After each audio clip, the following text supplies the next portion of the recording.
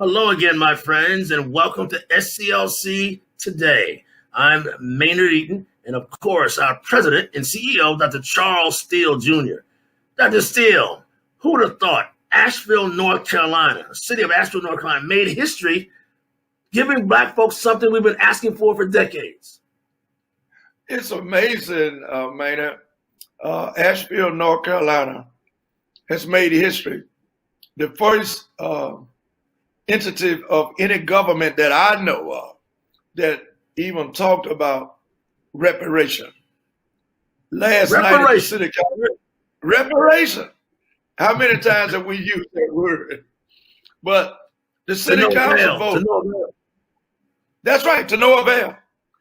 The city council voted last night out of 7 council members, and 2 of them Black, in terms of a unanimous vote that's giving reparation to that citizenry of African Americans, Black people in Asheville, North Carolina. And when we say reparation in this particular resolution, it basically dealt with access to capital, access to affordable housing, to invest in the Black community. Someone might say, well, that's not enough. Yes, it is for a start. It's a start. Because when you start talking about Black wealth, what is Black wealth? Our homes. And speaking of that, Mr. Eden, there will be 14 million people being evicted the 1st of next month due to the fact that they can't pay their rent. Now that's a terrible situation dealing with the United States of America to allow such tragedy in the forms of COVID-19. So in combination with reparation and then people being evicted from their homes, and you're going to tell me that's not enough? It's enough to get started because people will be on the street. Why hasn't that happened before? Why hasn't that happened before, Dr. Steele? I mean, this seems like a simple solution we've been asking for years. Why Asheville, North Carolina, and why now? And why won't other cities do that? I'll tell you what one of the council members said very blatantly in terms of that question, Mr. Eden. The council member said, we'll do reparation due to the fact that all of the gains and wealth of the Caucasian race and people of the white race was gained because of free labor, because African Americans and Black folks and Negroes at the time had not been paid any wages. It was free. It was free labor. And this expanded the base for white people to get rich. Let's just call it like it is. And thank God for the decency of some people on that council, 5 of them white, 2 Black. I mean, that's a miracle. God is the change agent by touching hearts. And I'm here to say, we're going to run with that, my brother. That's something that all cities can do to some degree, not to mention then we go to the federal government. Simultaneously, we can do it all at once. You just mentioned 14 million folks who are being evicted from their homes or their rental units at the end of this month because of the COVID-19. People just can't afford to pay the rent.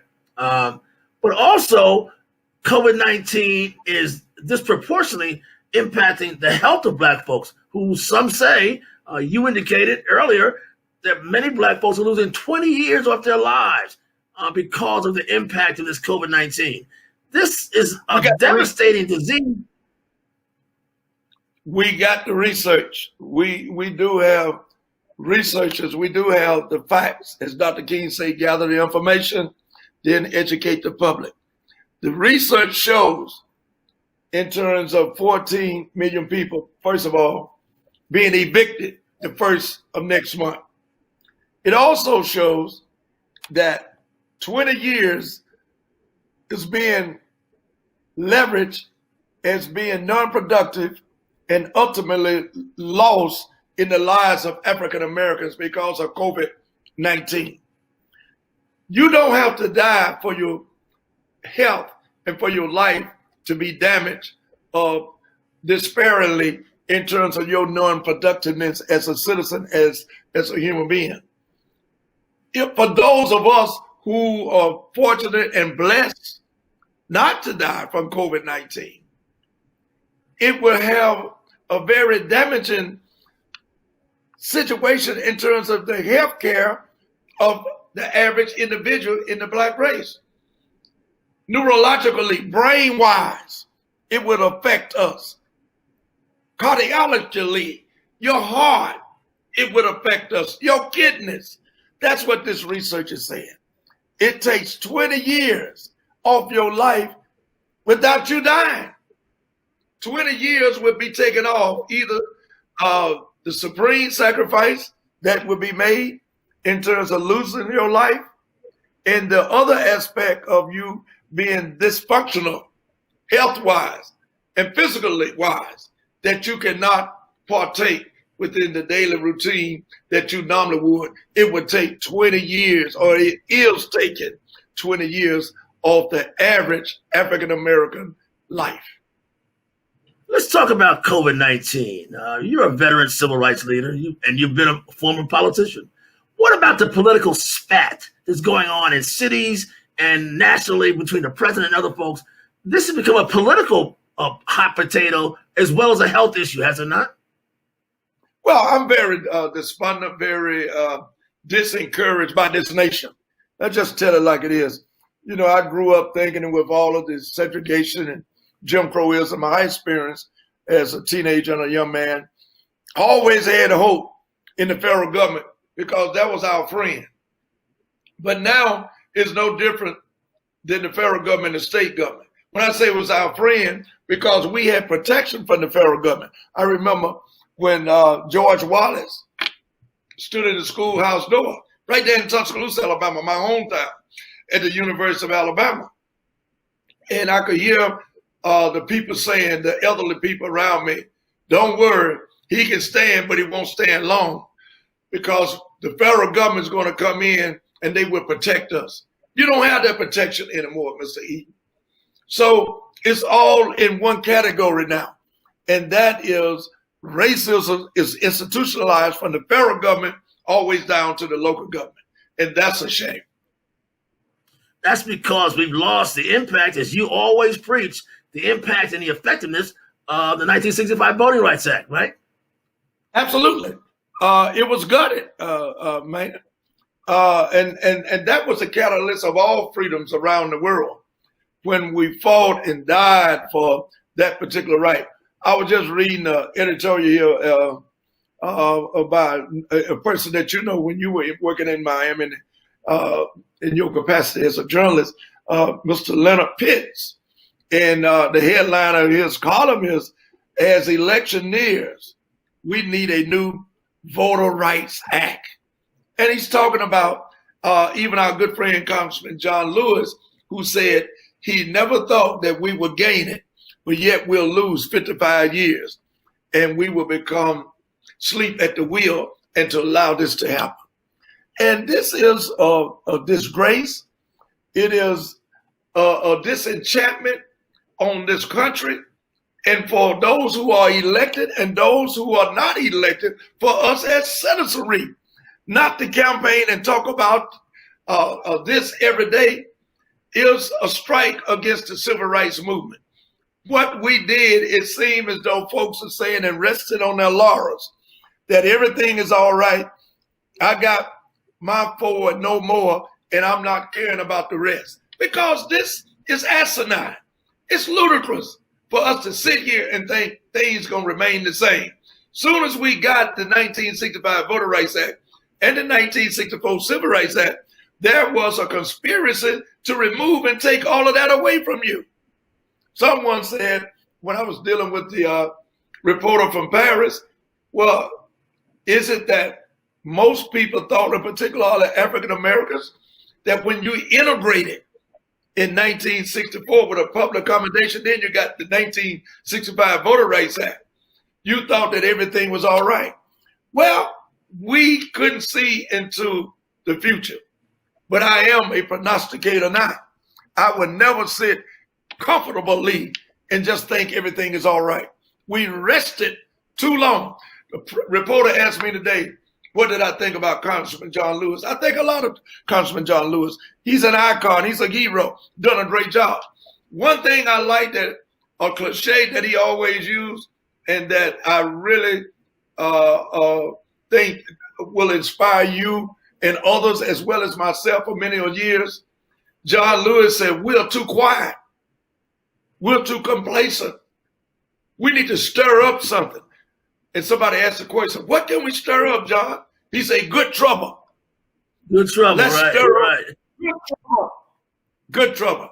And thank the Congressman John Lewis, for letting us know that we should never rest on our laurels. And let's keep stirring up good trouble. Well, Congressman Lewis is in the fight of his life right now, battling cancer. There were some false reports this week that he had passed.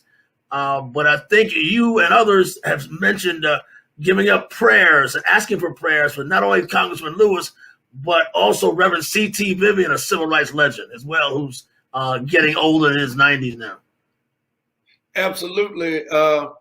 C.T. Vivian, my. I remember him. The reporter asked me about him.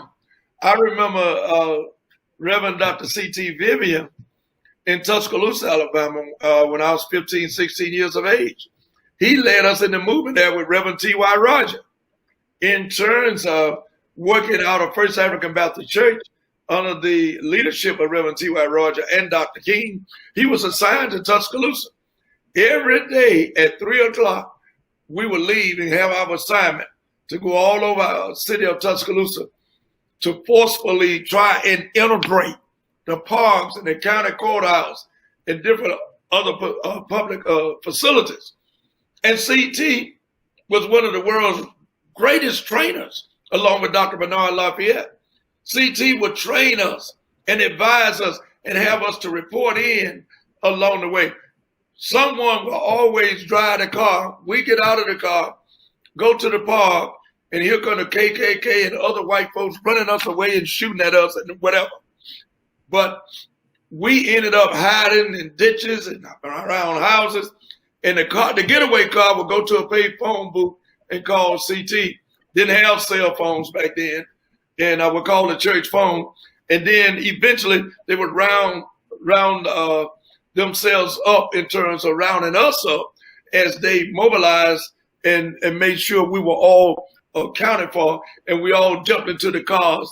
And just by accident, just by the faith of God, by the mere faith that no one was killed during my demonstration at that particular time, no one was injured to a large degree. A couple of us got hit across the head or had some rocks and eggs thrown at us, but no one was in danger with their lives due to the fact Reverend Dr. C.T.